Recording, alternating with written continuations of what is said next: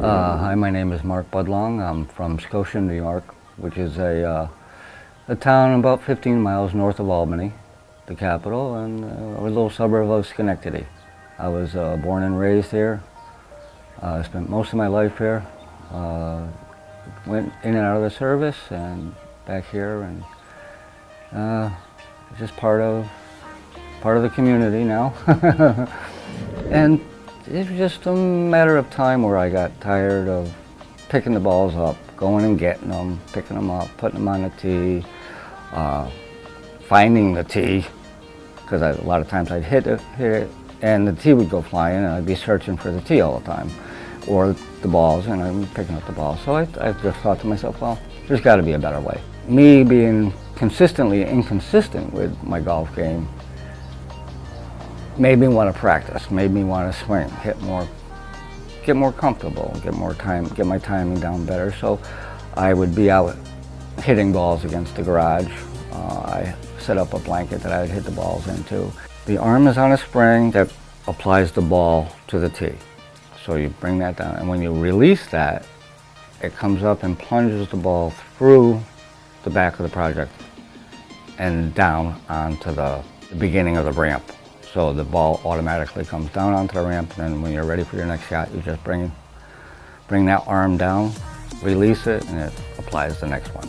What the concept basically is it's a gravity system where you dump all the balls in to the top of the project, and they all separate and come down runners.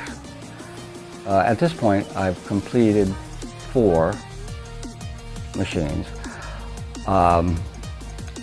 3 different styles. They've progressed 3 different stages. I'm in the process of the 4th stage right now, so I'm working on my 5th one. Some of the tweaks that I had to deal with was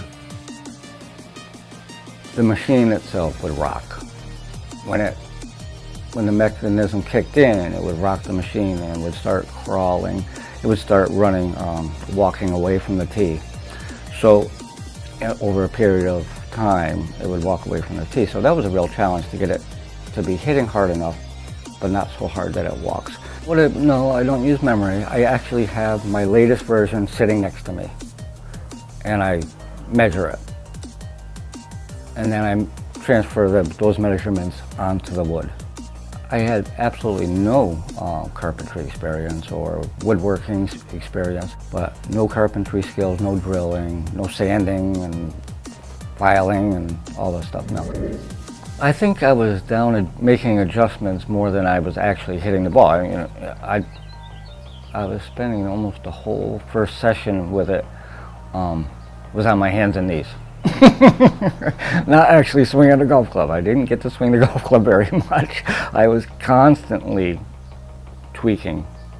Oh, that's working. Or mainly that wasn't working, and trying to adapt to that. At that point, I decided to put wheels on it to make it more movable than it was. It was, it was hard to carry around because you had to have your arms outstretched to carry it. It was kind of bulky. So I decided to put wheels on it, and that's been a whole process in itself, is to making wheels, making the axles, making the hubcaps, and just getting it so that it would be part of the project, Right now what I'm doing is I had all the rails that hold the balls in place were all attached to the runners. Now in the new design, I have the rails separate from the runners, which makes it a lot easier to take apart. Basically, I don't have to remove anything. If I want to take the runners off, I can take them off separately from the rails Now, if I want to just take the runner where the balls roll on, if I want to take them off, with the new design, I just pull off that little piece.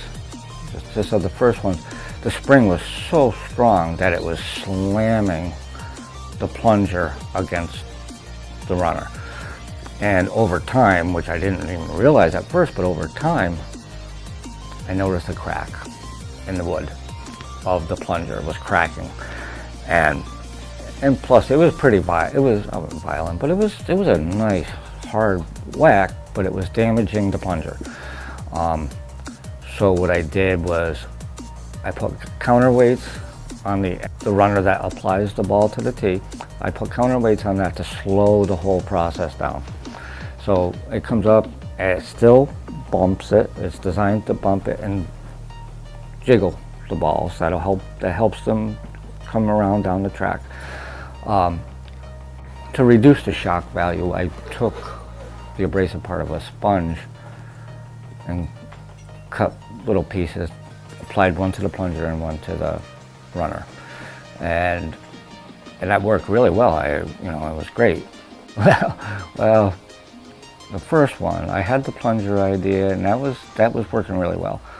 But when it went through the hole, it had to be directed downward, so it hits the beginning of the ramp that brings it down to the tee. So I had to, well, what I did is I just took an old sock, cut the top off of it, and through the sock, slow it down enough, and then gravity would drop it down to the beginning of the arm. Right now, I simplified it pretty easily. I took a piece of 1.5 diameter PVC pipe elbow, 90-degree elbow, and I just attached that to the wood, and that directed the ball straight down. It has some function to it because I can hit more balls in less time. What I could hit in 5 minutes used to take me 20 minutes.